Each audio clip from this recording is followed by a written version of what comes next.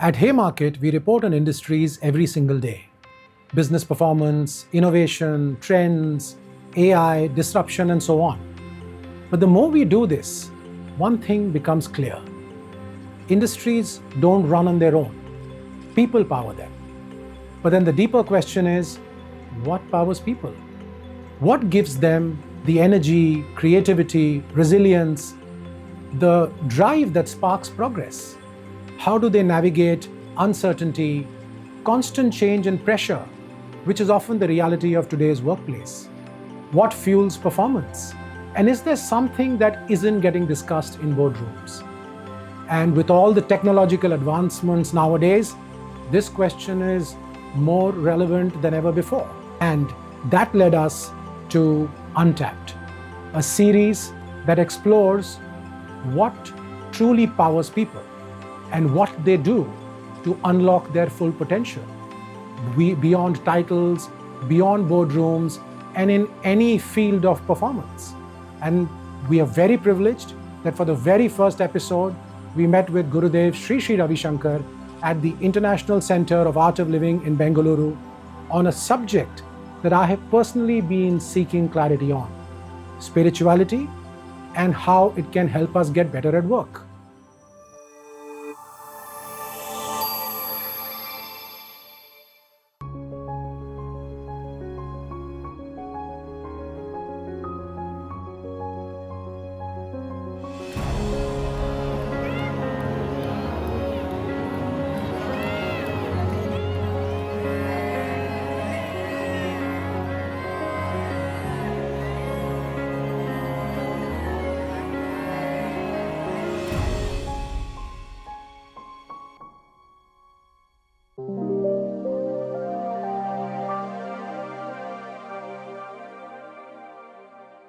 Today we are joined by someone whose influence transcends borders and industries.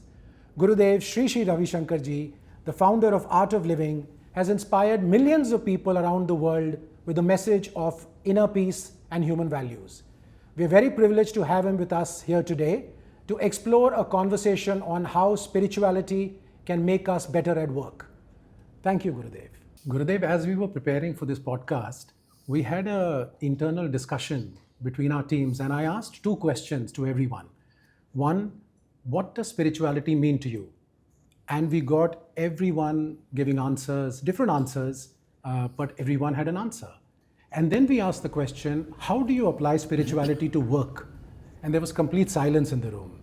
And that silence gave us the theme for this discussion. So Gurudev, my first question to you is, what is spirituality? What is spirituality? What is spirituality in the context of work, and how can we get better with now, it? See, let's keep spirituality aside. Let's see, what is human life? It comprises of two things, your body and spirit, right? Body and mind. Your body is made up of carbohydrate, amino acid, protein, etc., minerals, etc., all that. And your spirit, what is the nature of your spirit? Your consciousness, peace, commitment, energy, love, compassion, vision, creativity, intuitive ability. All this is part of spirit, not part of the body. Right? Anything that enhances the qualities of spirit, which I mentioned, I would call as spirituality. Anything that makes you broad-minded, which gives you in-depth understanding of the universe, the ability to understand, the ability to cope up with tough situations, the ability to be resilient and to be innovative and intuitive is all spirituality. So how do we apply this to the world where we come from? And Look, when you work, what you need energy, right? Energy comes to you in four forms: food, sleep, these people know. Breathing, nobody knows, or very few people know that breathing brings a lot of energy in you. And then meditation. Now, it is proven beyond all doubts that meditation definitely has an impact on your body, on your energy level, on your creativity, and your behavior in society. You spoke about creativity, and that's the centerpiece of what we do. I mean, it's omnipresent. Where does creativity really come from? Is it purely intellectual, or is there something deeper? Intellect is just one part of the consciousness. Our consciousness has the innate ability to innovate and to foresee things, to imagine. So that's why, if a stressed person cannot bring those things out, right? So if I ask you to prepare a project, what do you say? Give me some space, some time. I have to go to a corner, sit where nobody disturbs me. Only then you can write a thesis. I put 10 drums all around you, 10 people beating the drums and the trumpet and all the noise, and then ask you to think and do something. Will you be able to do it? No way. If you do it, that must be some other genius aspect of yours unfolding. So you need a space within you. You need to tap that source of creativity. And spiritual practices help you do this. It clears the writer's block, in many cases. People who want to be a creative writer, many times they feel this creative block. They sit with the pen and a paper, nothing comes to their head, feel blank out. And when they practice meditation, kriya, and pranayam, that opens up. When I came into this conversation, my question was quite simple. What does spirituality mean in the context of work?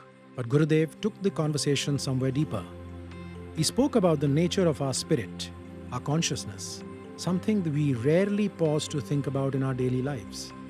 He reminded us that the intellect, which we value so highly in the professional world, is only one part of a much larger consciousness, and that within it lies our natural ability to innovate and foresee possibilities. But those qualities can't emerge from a stressed mind.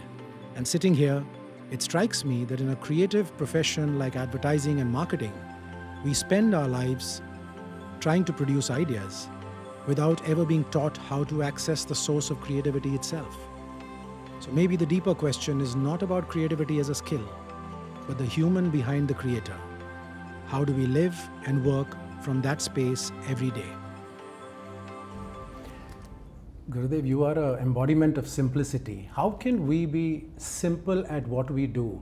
That shows in even the campaigns which win awards. Simplicity is what wins. Well, I am wondering, I had the same question, how you became so complex? We are all born simple, and I am maintaining that, and I wonder how people become so complex. Yeah, that's my question. Why people have become so many complexities and complexes, right? Yeah. And the authenticity you spoke about earlier, you've always said be yourself. Very often the work environment that you're in, it attempts for you to be somebody else. No, we simply blame the work environment, we blame our boss, we blame others, our colleagues, if we cannot. In Hindi, जिसको नाचना नहीं आता है वहाँ बोलते हैं आंगन टेढ़ा है. The ground is uneven if you don't know how to dance, you'll say. I would say if you have a very tough boss or an obnoxious boss, he brings out the best within you, because he beckons you to come up more creative, more skillful in your communication. A good boss doesn't help you to blossom. You need to have a nasty boss, so that he puts pressure in you to improve your communication skills. And can the boss help you with your purpose at work? You are there to help the boss.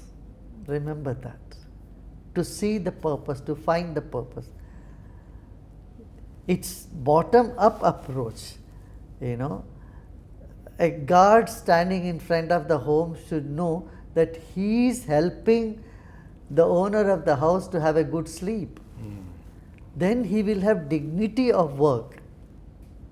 Do you see what I'm saying? A cook should know that it is his contribution that his Malik or his master, as owner, is able to do what he is doing.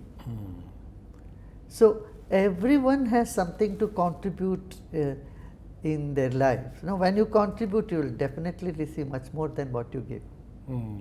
Okay. You know, in the industry that we are in, of course, there's uncertainty. Everybody is dealing with that.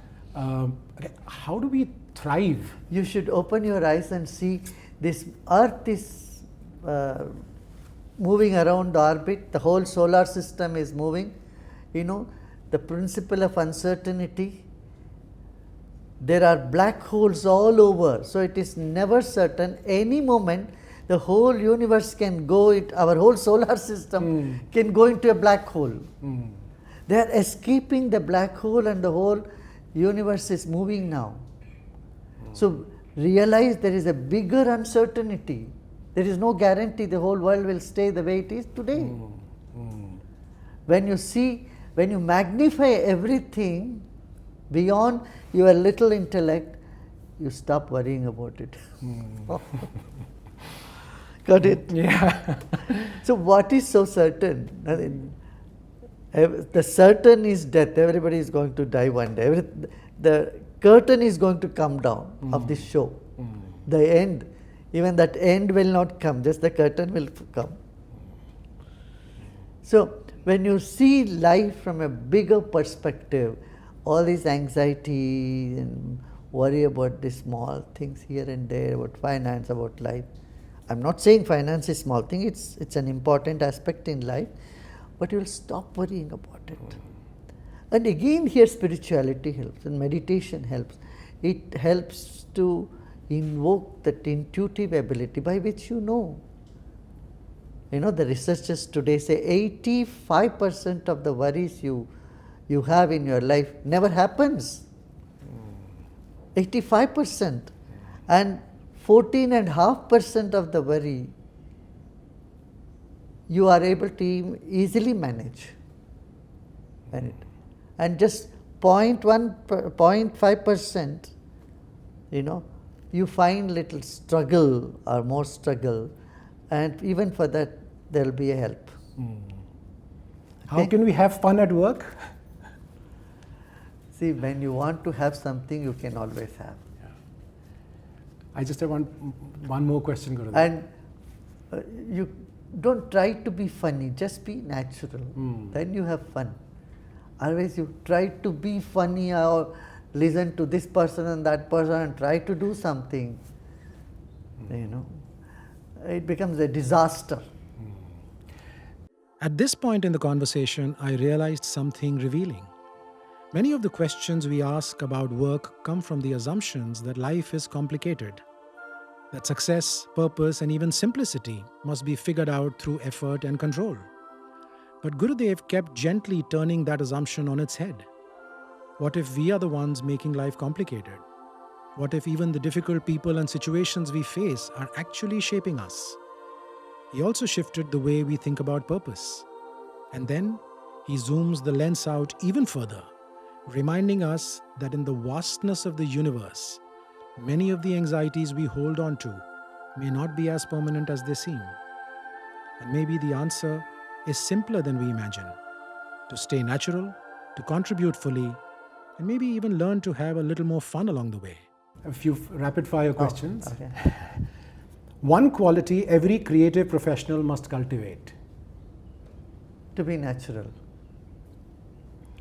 One habit leaders should drop immediately. Corruption. One misunderstanding people have about spirituality. I don't know. They have many misunderstandings, not one. One daily reset practice for busy professionals. Slow down. Cool down. One word that defines the future of work. Long-term vision. You cannot be without doing any work.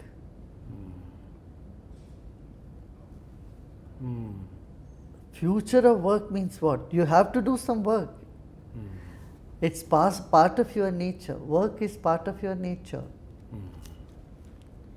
You can't be away from it. Is success overrated? Success is claiming your limitation. If you feel proud of your success, that means you don't know your potential. Every success indicates you are unaware of your power, self. Can profit and purpose truly coexist? You can make it happen. It's you who make that happen. Last question. What is the one shift that can change the world of work today? See, this one thing, why are we so bent on that one thing? If you go to a pharmacy and ask them, give me one medicine that can keep me health the whole life. No, the world is so diverse, you may have to have different solutions because problems are multifaceted. So don't get on to one thing, be open to many things.